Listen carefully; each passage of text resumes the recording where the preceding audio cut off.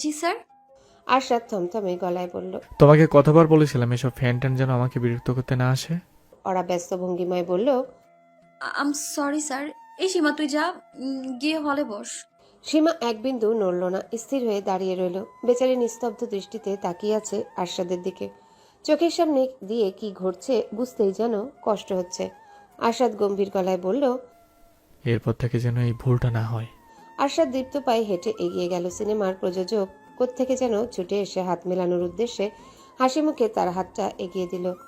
আরশাদ তার সঙ্গে হাত না মিলিয়ে প্রবেশ করলো সিনেমা হলে। সর্বনাশ করেছে। আজ মনে হয় তার মেজাজের অবস্থা একটু বেশিই খারাপ। তবু যে প্রিমিয়ার শোতে এসেছে এই ঢের বেশি। সিনেমা শেষ হওয়ার আগ পর্যন্ত আরশাদকে নিয়ে চিন্তা ভাবনা না করলেও চলবে। আপাতত সীমাকে সামলানোর গুরুদায়িত্ব কাঁধে নিতে হবে অরাকে। অরা নিচু গলায় বলল। বলেছিলাম আগ বাড়িয়ে কথা বলতে যাবি না। আমি সুযোগ সময় বুঝে কথা বলিয়ে দেব। কি হতো আমার কথাটা শুনলে? সীমা চুপ করে রইল। অরার কথাগুলো তার কর্ণকুহরে পৌঁছাতে সক্ষম হয়েছে কিনা কে জানে। সম্ভবত তার মস্তিষ্কে এখনো আরশাদের বলা শব্দগুলোই ঘুরপাক খাচ্ছে। অরা আবারও বলল। চল হলে গিয়ে বসি, সিনেমা শুরু হয়ে যাবে তো। সীমা কান্নাজড়িত কণ্ঠে পড়ল। আমি কোনো সিনেমা টিনেমা দেখবো না। তোর বসের সিনেমা তুই দেখ, আমি গেলাম। সীমা দ্রুত পায়ে হেঁটে পেরিয়ে গেল মাল্টিপ্লেক্স থেকে। অরা দীর্ঘশ্বাস ফেলে তাকিয়ে রইল তার গমনের দিকে। অরার ভাগ্যটাই খারাপ, যেখানেই যায় সেখানেই তার সময় পার হয়ে যায় মানুষের পাগলামি সামাল দিতে দিতে। সীমা যেমন হন্তদন্ত হয়ে বেরিয়ে গেল, রাস্তায় নির্ঘাত একটা অঘটন ঘটাবে। বাধ্য হয়ে অরাও বেরিয়ে গেল তার পিছু পিছু। আপাতত এখানে না থাকলেও চলবে। সিনেমা চলাকালীন সময়টুকুতে আরশাদ নিশ্চয়ই তার খোঁজ করবে না। মাল্টিপ্লেক্স থেকে বেরিয়ে সোজা বাসার উদ্দেশ্যে রওনা দিল সীমা। অরাকেও বাধ্য হয়ে তার সঙ্গে ফিরে আসতে হলো। পুরোটা রাস্তা সীমা টু শব্দ পর্যন্ত করল না, নিঃশব্দে চোখের জল ফেলে গেল শুধু। অরা আগ বাড়িয়ে কিছু বলতে গেল না। আরশাদকে ঘিরে মেয়েটার হাজারো অনুভূতি জড়িয়ে আছে। সেই অনুভূতিগুলো মাত্র কয়েক সেকেন্ডের মাথায় ভেঙে চুরমার করে দিয়েছে আরশাদ নিজেই। কান্না পাওয়াটাই তো স্বাভাবিক। বাড়িতে ঢুকেই বসার ঘরে সোফায় গায়ে এলিয়ে দিল সীমা। কান্নার রেশ এখনো কাটেনি, বরং বেড়েছে। নিঃশব্দের কান্না এখন পরিণত হয়েছে সশব্দের কান্নায়। সীমা কাঁদছে আর একটু পর পর হেঁচকি তুলছে। ওরা রান্নাঘরে ঢুকে সীমাকে উদ্দেশ্য করে উঁচু গলায় বলল। আর একটু কাঁদবি? এবার তো থাম। সীমা থামাবার কোনো নামগন্ধ নেই। ওরা ফ্রিজ থেকে কাপকেক বানানোর সরঞ্জাম বের করলো। সবকিছুই হাতের কাছেই থাকে। সীমা যখন রেগে যায় বা কষ্ট পায় তখন তাকে এই জিনিস বানিয়ে খাওয়াতে হয়। ওরা চট করে ব্যাটার তৈরি করলো। কাপকেকের মোল্ডে তা ঢেলে ওভেনে ঢুকিয়ে দিল বেক করার উদ্দেশ্যে। বেক হতে বেশি একটা সময় লাগবে না। দেখা যাক ততক্ষণে সীমার কান্না থামানোর চেষ্টা সফল করা যায় কিনা। অরা সীমার কাছে এসে সোফায় বসতে বসতে বলল। তোর এত কান্নাকাটি করার কি আছে তাই তো বুঝলাম না। ঝাড়িটা তো আমি খেয়েছি, তোকে তো কিছু বলেনি। সীমা চোখের জল মুছতে মুছতে আক্ষেপ জড়িত কণ্ঠে বলল। আমি ফ্যান ট্যান? আহ থাম তো। কেন থামবো আমি? এত বছর ধরে ওকে সাপোর্ট করে গেলাম, একটা সিনেমাও ফার্স্ট ডে ফার্স্ট শো বাদ দিইনি। আর আমাকে কি বললো? Fan tan? আমি নাকি তাকে বিরক্ত করতে গেছি? অরা শীতল গলায় বলল। আগেই বলেছিলাম প্রেমে এত হাবুডুবু খাস না। আগ বাড়িয়ে দেখা করতে যাওয়ার কোনো দরকার নেই। শুনলি না তো আমার কথা। আগেই বুঝেছিলাম নাকি আশাদ এতটা খারাপ? স্যার মানুষটা কিন্তু খারাপ না। মাঝে মাঝে শুধু ভয়ঙ্কর ভাবে রেগে যায়। সীমা ক্রুদ্ধ গলায় বলল। এত স্যার স্যার করবি না, খবরদার। আমার সামনে ওর নাম উচ্চারণ করবি না। সেলিব্রিটিরা এত খারাপ হয়? ছি, সামনাসামনি না দেখলে তো বুঝতেই পারতাম না। ক্যামেরার সামনে এমন ভাব করে রাখে যেন পৃথিবীতে তাদের মতো ভালো মানুষ আর দ্বিতীয়টা নেই। কিন্তু ভেতর ভেতরে সবাই খারাপ। ওকে আজ সুপারস্টার বানিয়েছে কে? হ্যাঁ বল, কে বানিয়েছে? কে? আমার মতো ফ্যানরা। অথচ এই ফ্যানদের জন্য বিন্দুমাত্র রেসপেক্ট নেই ওর। সীমার জন্য এই মুহূর্তে খারাপ লাগছে। বেচারি কত আশা নিয়ে গিয়েছিল নিজের স্বপ্নের সেলিব্রিটির সঙ্গে দেখা করতে। আজ সামনাসামনি আরশাদকে দেখবে বলে গত রাতে তার চোখে এক ফোঁটা ঘুমও আসেনি। আরশাদ কি পারতো না তার সঙ্গে একটু ভালোভাবে কথা বলতে? ভালোভাবে কথা না বললেও অমন কঠিন কঠিন কথা শোনানোর কি প্রয়োজন ছিল? ওরা উঠে গেল। কাপকেক এতক্ষণে হয়ে গেছে। ওভেন থেকে সেগুলো বের করে সুন্দর করে ক্রিম দিয়ে সাজিয়ে নিল। এরপর সীমার সামনে নিয়ে এসে বলল। হয়েছে, আর কাঁদতে হবে না, নে কাপকেক খা। কাপকেকের নাম শুনে উঠে বসলো সীমা। দুহাত দিয়ে চোখের জল মুছে কাপকেকে কামড় দিয়ে বলল। আমি তোকে বলে দিলাম ওরা, আজকের পর থেকে আরশাদকে সব জায়গা থেকে আনফলো করে দেবো, এমনকি নিজের জীবন থেকেও আনফলো করব। ওরা মজার ছলে বলল। আর তোর ক্রাশের কি হলো? সীমা তেজি কণ্ঠে বলল। বললাম না জীবন থেকেও আনফলো করে দেব। আমার কোনো ক্রাশ নেই। আজকে থেকে ওর একটা সিনেমাও দেখবো না আমি। তোর জীবনের প্রথম হার্টব্রেক তাহলে স্যারই করলো, তাই না? আবারও স্যার স্যার করছিস? এই যা তো আমার চোখের সামনে থেকে তুই সর। স্বাভাবিক হতে আরও ঘণ্টাখানেক সময় লাগলো সীমার। মেকআপ টেকআপ তুলে নিজের ফোনটা নিয়ে দৃঢ়ভঙ্গিতে বসলো আরশাদকে ফেসবুক আর ইনস্টাগ্রাম থেকে আনফলো করে দেওয়ার উদ্দেশ্যে। কিন্তু শেষমেশ আনফলো করতে গিয়েও করলো না। খানিকটা দার্শনিকের মতো করে বলল, থাক, আনফলো করবো না। আরশাদ তার ফ্যানদের ভালোবাসে না, কিন্তু সুপারস্টার হিসেবে আমি তো একটা সময় তাকে ভালোবেসেছি। আচমকা অরার ফোনের রিংটোন বেজে উঠল। স্ক্রিনে ভেসে উঠেছে তার স্যারের নাম, ঠিক ঠিক যেমনটা ধারণা করেছিল ওরা। ওরা জানতো সিনেমা শেষ হলে তার ডাক পড়বে, তাই তো বাইরের পোশাক না ছেড়ে বসে আছে এখনো। ওরা ফোন রিসিভ করতে আরশাদ গম্ভীর গলায় বলল, এখনই আমার বাসা থেকে চলে যাও ওরা, আর সাথে আমার ল্যাপটপটাও আনবে। আরশাদের মতো ঘর কোনো নায়কে পৃথিবীতে দ্বিতীয়টি নেই। আজ নতুন সিনেমা মুক্তি পেয়েছে, মুক্তির সঙ্গে সঙ্গে এত বড় হিটে পরিণত হয়েছে, দর্শক তার অভিনয়ের প্রশংসায় পঞ্চমুখ। কোথায় প্রিমিয়ার শো শেষে আজকের দিনটা উদযাপন করবে তা না, বাড়িতে গিয়ে বসে আছে। অবশ্য আরশাদের দোষ দিয়েও লাভ নেই। সোশ্যাল অ্যাংজাইটিতে জর্জরিত মানুষেরা নিজেকে সর্বক্ষণ সবার থেকে আড়াল করে রাখতে চায়। আরশাদ গম্ভীর ভঙ্গিমায় বসে আছে বসার ঘরের সোফায়। তার চোখ মুখ দেখে মনে হচ্ছে যেন কোনোদিনও ওই চোখ কোনো অনুভূতির স্বাদ পায়নি।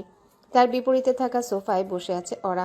ভেতরে ভেতরে ওরার গা বেয়ে বেয়ে যাচ্ছে প্রবল কাল বৈশাখী ঝড়। আরশাদ থমথমে গলায় বলল, তুমি কি ইন্টারভিউয়ের আগে ওদেরকে বলেছিলে কোনো পার্সোনাল কোশ্চেন না করতে?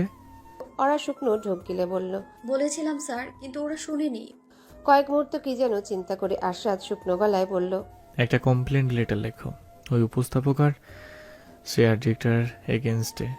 পরিষ্কার লিখবে, আমার টিম বারণ করা সত্ত্বেও তারা ইচ্ছা করে লাইভ প্রোগ্রামে আমাকে পার্সোনাল প্রশ্ন জিজ্ঞাসা করেছে।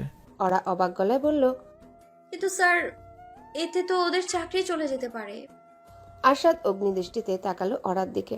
তার এই একটা দৃষ্টি যেন যথেষ্ট একটা মানুষের অন্তরাত্মা কাঁপিয়ে দেওয়ার জন্যে। আরশাদ ঝাঁঝালো কণ্ঠে বলল, ওদের চাকরি নিয়ে তোমার এত চিন্তা কিসের?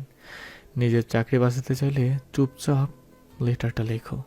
আর কোনো কথা বলার সাহস অবশিষ্ট রইল না ওরার মাঝে। বিনা বাক্য ব্যয়ে নিজের ল্যাপটপটা বের করে টাইপ করতে শুরু করলো কমপ্লেন লেটার। সীমা আরশাদের ওই একটা ধমক খেয়ে ভেঙে চুরমার হয়ে গেছে। ভাগ্যিস ওরার মনটা অত নরম নয়, না হলে তো সে কবেই আরশাদের এসব ধমকাধমকি সহ্য করতে না পেরে চাকরি ছেড়ে দিত। ওই বেচারার জন্যে খারাপই লাগছে ওরার। আরশাদের ব্যক্তিগত জীবন নিয়ে সাংবাদিকদের এত আগ্রহ কিসের কে জানে। বারবার বারণ করে দেওয়া সত্ত্বেও লাইভ ইন্টারভিউতে প্রশ্নটা না করলে ওদেরই দিন দেখতে হতো না। লেটার টাইপ করে ওরা তার ল্যাপটপ নিয়ে রাখলো আরশাদের সামনে। আরশাদ মনোযোগ দিয়ে পড়ল প্রত্যেকটা অক্ষর। এখন তার মুখভঙ্গি স্বাভাবিক পর্যায়ে এসেছে, চোখ মুখ থেকে সেই কাঠিন্য ক্রমেই দূর হতে শুরু করেছে। তাকে দেখে আর অনুভূতি শূন্য মানুষ বলে মনে হচ্ছে না। আরশাদ বলল, চ্যানেল 16-এর মেইল করে পাঠিয়ে দাও। আরশাদের নির্দেশ অনুযায়ী ওরা মেল করে পাঠিয়ে দিল সেই লেটার। কাজ শেষে ওরা আরশাদের বাড়ি থেকে বেরিয়ে আসতে যাবে, তখনই আরশাদ বলল, ওরা জি স্যার। ওই মেয়েটা কে ছিল? আমার ফ্রেন্ড স্যার, আপনার অনেক বড় ফ্যান। ওকে আমার তরফ থেকে সরি বলে দিও প্লিজ। মনে মনে বিস্ময়ে সীমা রইল না ওরার। সুপারস্টার আরশাদ হক যে কাউকে ভয় পায় না, সে কিনা সরি বলছে একটা সাধারণ মেয়েকে। আরশাদ আবারও শান্ত ভঙ্গিতে বলল, এই ঝামেলাটার কারণে আমার মাথায় এমনিতেও কাজ করছিল না। তুমি জানো আমি ফ্যানদের সাথে কখনো বাজে বিহেভ করি না। I am so sorry. ওরা ব্যস্ত গলায় বলল, আপনাকে সরি বলতে হবে না sir, it's completely fine. But I am genuinely sorry.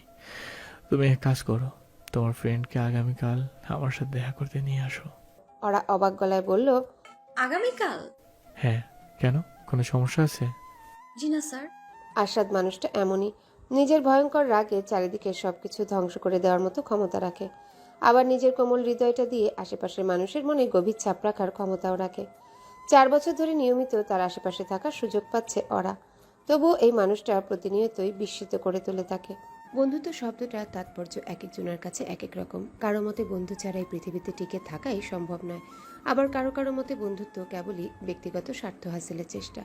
কারো কারো বন্ধুত্ব এতটাই দৃঢ় যে তা টিকে যায় আজীবন, আর কারো এতটাই ঠুনকো যে তাতে বিশ্বাস জন্মানোর আগেই মরে যায়। বন্ধুকে যার কাছে প্রাণ খুলে মনের কথা বলা যায় সেই বন্ধু। নওশিনের জীবনে একটা সময় প্রাণ খুলে কথা বলার মানুষের অভাব ছিল না। সেই মানুষগুলো ধীরে ধীরে কোথায় যেন হারিয়ে গেছে। তবে একজনের কথা তার মনে পড়েছে, কানাডায় এসে অ্যানি। এটা তার আসল নাম নয়, আনিকা থেকে অ্যানি হয়েছে। ভার্সিটি জীবনে দুজনের গভীর বন্ধুত্ব ছিল। অ্যানি বিয়ের পর কানাডায় চলে আসে, সেই বন্ধুত্ব বেঁধে যায় দূরত্ব। এত বছর পর আজ পুরনো বন্ধুকে ফিরে পেয়ে মনের সব কথাগুলো এক এক করে খুলে বলছে নওশিন। প্রতিটা মানুষের কাছে নানা রঙের নানা মুখোশ থাকে। পরিস্থিতি বিবেচনা করে তাকে সেই মুখোশ পরতে হয়। সবসময় যে মুখোশ ব্যবহার করতেই হবে এমনটাও নয়, ব্যবহার না করলেও ক্ষতি নেই। তবে নওশিনের অভ্যাস হলো প্রতিটা মুহূর্তে প্রতিটা মানুষের সামনে মুখোশ পরে থাকা, প্রকৃত নিজেকে প্রকাশ না করা। আজ এতদিন পর অ্যানির সঙ্গে মন খুলে কথা বলতে এসেছে বলেই হয়তো নিজের সবগুলো মুখোশ খুলে রেখে এসেছে। অ্যানি কফির মগ টেবিলে নামিয়ে রাখতে রাখতে বলল, মানে কি এসবের?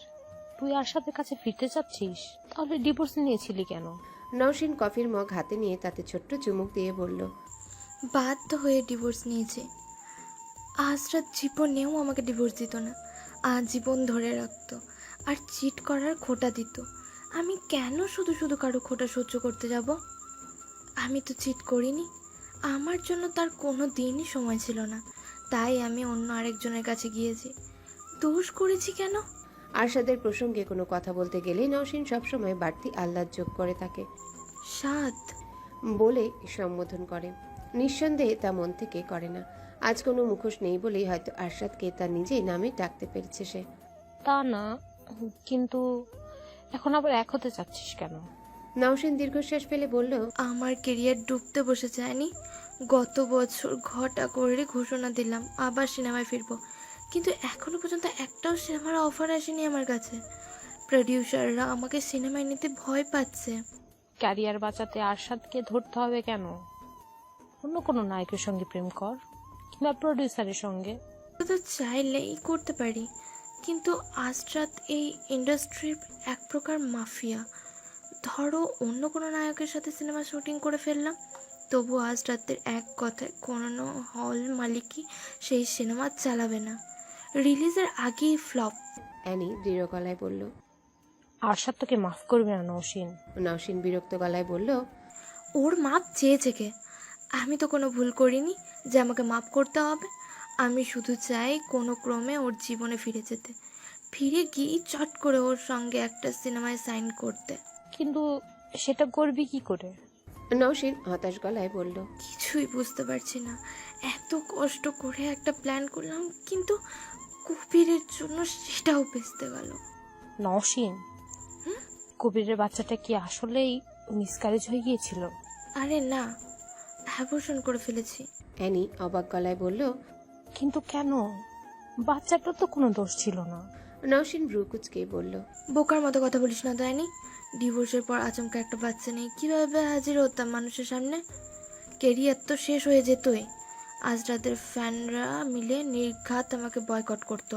আমার মনে হয় তোর আরশাদকে ফিরে পাওয়ার চিন্তা ভাবনা না করাই ভালো। It's next to impossible.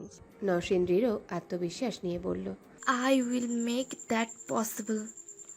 আজ রাতকে আবারও আমার হতেই হবে। তার জন্য যা যা প্রয়োজন আমি তাই করব। নওশিন আর অ্যানির বন্ধুত্ব খুব একটা সুবিধার নয়। অ্যানি ভেতরে ভেতরে পছন্দ করে না নওশিনকে, সবসময় চেয়েছে একটা নিরাপদ দূরত্ব বজায় রাখতে।